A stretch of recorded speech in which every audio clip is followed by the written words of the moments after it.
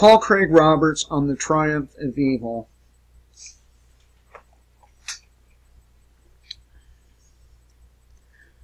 The murder of Jamal Khashoggi inside the Saudi Arabian embassy in Turkey is unprecedented in its audacity.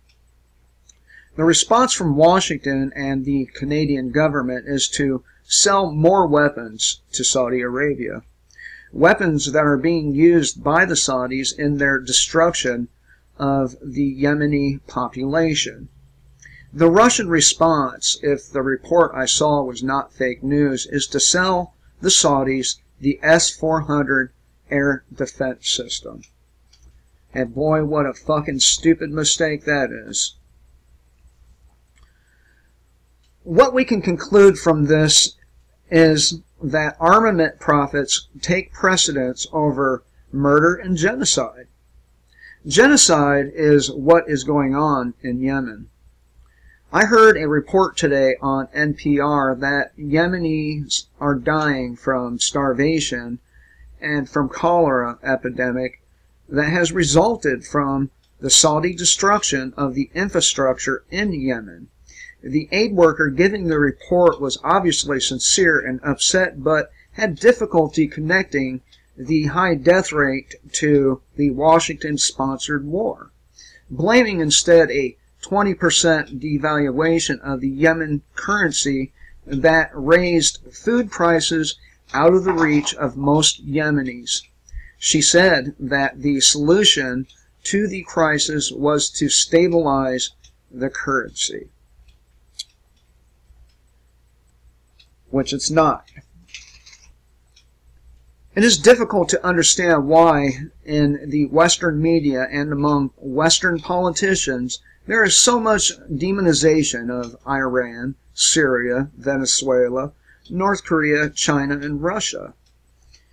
It is not these demonized countries that are murdering people in their embassies, conducting wars of aggression, war crimes under the Nuremberg Standard, and embargoing food and medical supplies to the populations that are being bombed. These crimes are being done by Saudi Arabia, Israel, and the United States, along with its NATO vassals. Obviously, the Yemeni, like the Palestinians, don't count. Their slaughter doesn't cause a moral ripple in the West.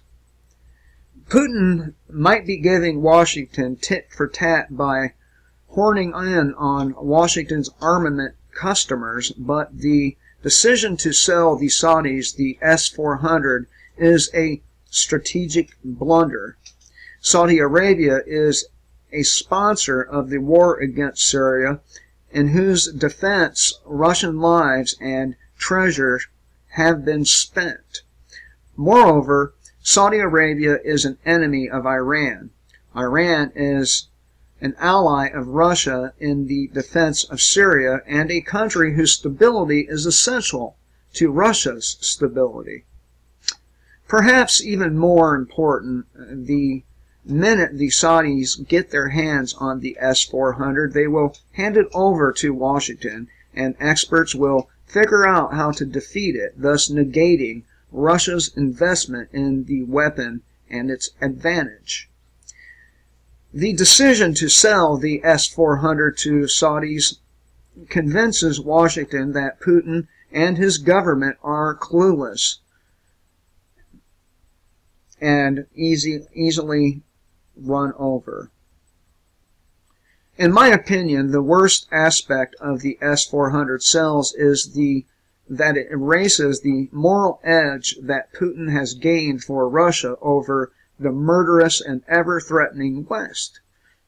Now we have Russia putting profits above the Russian government's professed respect for the rule of law and moral behavior.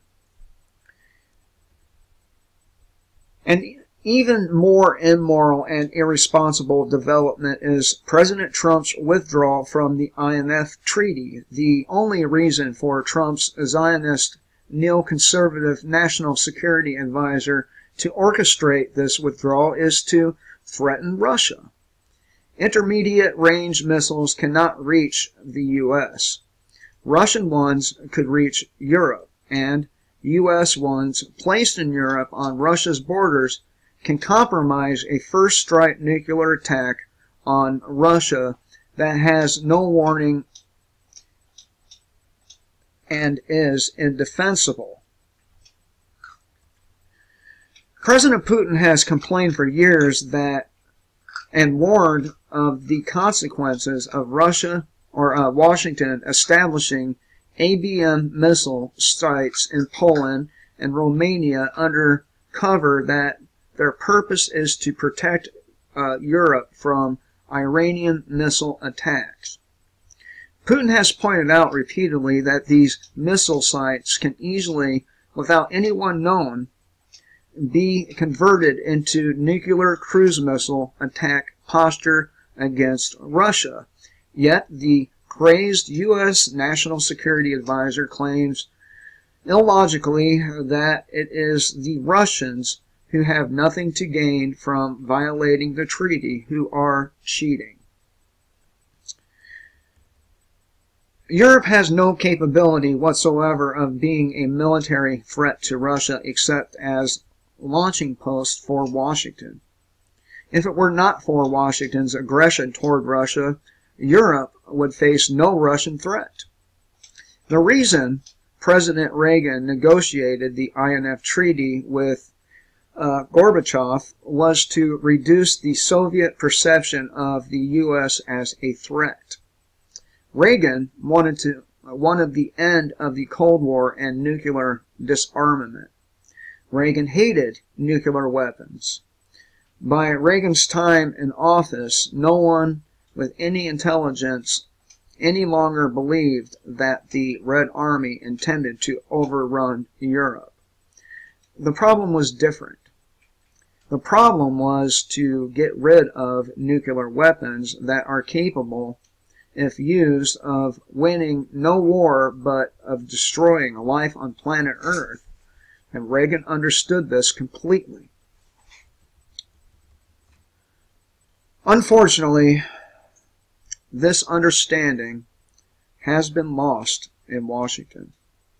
If the INF Treaty is abandoned, it is impossible for Russia to tolerate any missile bases near its borders, as these bases could be first-strike nuclear weapons against which Russia has no defense.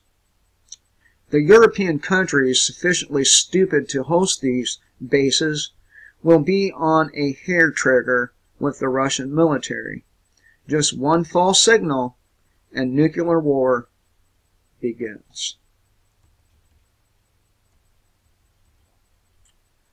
Trump's intention to normalize relations with Russia has been defeated by CIA Director John Brennan, FBI Director James Comey, Justice Department Deputy Attorney General Rod Rosenstein, the military/security complex, the Israel lobby, the Democratic Party, the U.S. liberal progressive left, and the prostitute media, CNN, MSNBC, New York Times, Fox News, BBC, Washington Post, and so on.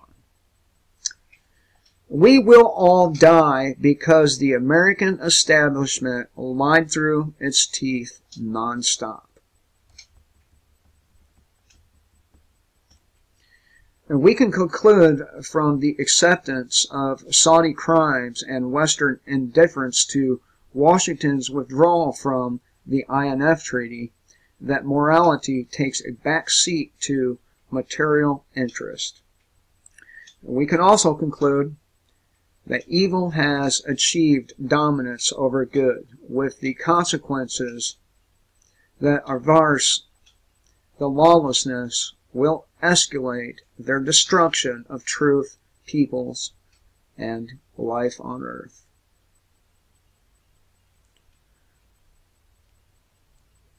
Get ready,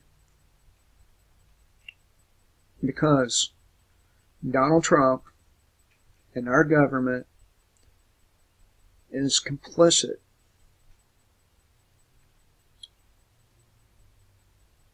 in the plans to kill most everyone on this planet.